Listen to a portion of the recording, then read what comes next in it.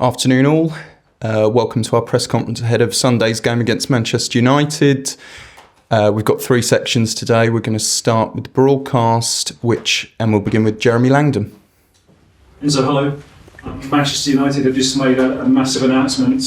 Ruben Amorim is their new manager. He's only 39. He's never managed outside Portugal.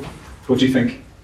No, first of all the best to him. And again, if the people in charge, they took that decision, is because they think it's the correct one. So all the best to him and all the best to Man United. And your old friend Ruud Van Nistelrooy is in interim charge for this weekend's game. Have you spoken to him, and do you think that Chelsea can capitalise on all the upheaval currently going on at United? I didn't speak with Ruud. I will give him a big hug on Sunday before the game. And yeah, we expected a tough game. So, what are your memories of playing with him? First of all, fantastic guy, humble, very professional. Unfortunately, I share with him a time when he was already finished in terms of player. But even with that, you can see how good he was. So, but first of all, the best thing is that we had a very good group of human beings in that time with Malaga. So it's always nice to remember that kind of moment. Chelsea haven't won at Old Trafford in the league in over a decade, since 2013. Is this a good time to be playing them, do you think? We didn't win then since 2013. Oh yeah, hopefully it's a good time. I hope so. That show how difficult is that stadium, not only for us, for every club, and we're gonna try to do our best and try to win the game. Can you tell us about any team news? Obviously, Reece James is hoping to start a 3rd Premier League game. Is he okay? And Wesley Fofana, you were saying, was playing in pain. Is he okay to start this one? They are all available, unless Jadon, that he has been ill in the last days. You made 11 changes in the Carabao Cup. Is it true to say that you were willing to sacrifice the Carabao Cup to win at Old Trafford? No, absolutely. We prepared the game to win in the last game against the Newcastle, Carabao. Unfortunately, we lost, but we prepare every game to try to win. And the reason why we make changes, I said many times, is not because there is A team or B team. We are all one team. The only reason is because they all deserve to play. Some of them, they are playing in the Premier League game, some of them in the Conference or Carabao. But in one game, in 2 games, they can change. The ones that they are playing in Carabao and Conference, they can play Premier League game, and in the other side. So I said already 2-3 times that for me, we have 24-25 outfield players, and there is only one team, only one squad. And what we try to do is to share minutes with all of them. And what would you say about Enzo Fernandez at the moment? You seem to show your frustration with him during that game. Obviously, he's not starting for you in the Premier League. You still believe in Enzo? I show frustration with Enzo? I think so, when he misplaced the pass. I show frustration with all of them. So don't look only at Enzo. I still trust Enzo. There is not any reason in the world that I can lose confidence on him. The reason why he's not playing in the Premier League is because in this moment I take different decision. But my confidence is 100% with Enzo. And just one last one, if I may. Cole Palmer, you kept back in midweek. You didn't put him on the field, but he scored 4 times against United last season. Are you expecting a big performance from him? I hope so. He's going to play. I guess he's going to play. No, yeah, but Cole is doing every time very good. I said at the beginning of the season, if we expect from him 20 goals again and 20 assists again, probably is wrong, because we don't need to put all the pressure on his shoulder. He has to enjoy football, and if he enjoy, for sure he's going to score, and for sure he's going to assist his teammates. So Cole is playing well, not only when he scores goals, he's playing well even when he doesn't score, because allow the rest to play in the right way. Soraya? Hello. We've seen two right backs, Ruud and Gusto, this season play more, a little bit on the left. Gusto a little bit more. He's been getting into more attacking positions, sometimes even as a 10, taking his shot outside of the box. What's your reasoning and thoughts of him sort of playing this role over a natural left back? And can we expect to see him stay in that role now Reece is back and can play in the right? Yeah, the reason why it's all, first of all, because we think that with the Malo there, playing as a 10, we can create or cause problem to the opponent. And for sure, he's doing fantastic. I said in the last press conference, Malo is helping us a lot in terms of process, because he's playing as a holding midfielder, he's playing in the pocket, he's playing, I think, for some moment like central defender. So it's like a little bit like Renato, some of them that they are playing in different position. But for sure, Malo is doing well and is going to continue in that way. Another player that played in a different position, Dewsbury Hall against Newcastle, was on the right wing. Was this something that in your head you've wanted to implement on the pitch and wanted to try out, or was it because you wanted to sort of rest Noni and Sancho was sick? Will we see him there? No.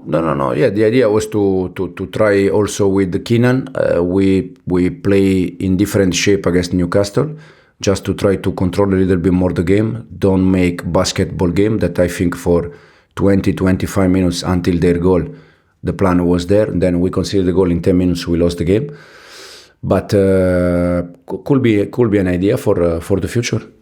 And when it comes to loan players, how often do you manage to keep up with them? Because Andrey Santos has been phenomenal. He's played 8 games, 5 goals. He's won the most duels in League One. How much you can actually consider him, because he's a wonderful 8-8 box and he kind of fits the profile of what you would pick in your midfield. Yeah, Andrey Santos is just show what we said already many times, that probably for some players it's better that they go, they prove themselves and they can come back. So it's what Andrey Santos is doing. We see now it's too early, but if continuing in the way that he's playing, could be an option for us. Rob? Hi Enzo.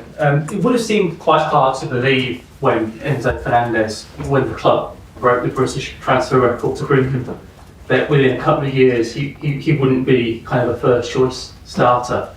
Is it fair to say that he's not indispensable now to your plans in the way that, say, Palmer or Jackson or Caicedo are? I like to say that we have, as I said, we don't have A team or B team. I also like to say that there are players that they are fantastic player. But for me, we don't have Exactly. Because if Cole for any reason is not playing, he's playing Joao. And if Nico is not going to play for any reason, he's playing Cristo. So there is not the one that we cannot change them. But we have the reason why we change players is because we think that all of them, they are good. As I said, for sure, some of them, they are better than the rest. But that means that they are always the ones that they are going to play. In this moment, I know that you are looking for some different reason for Enzo. But for Enzo, it's very simple. He's not playing in this moment. We have so many games. He's going to play for sure in the future.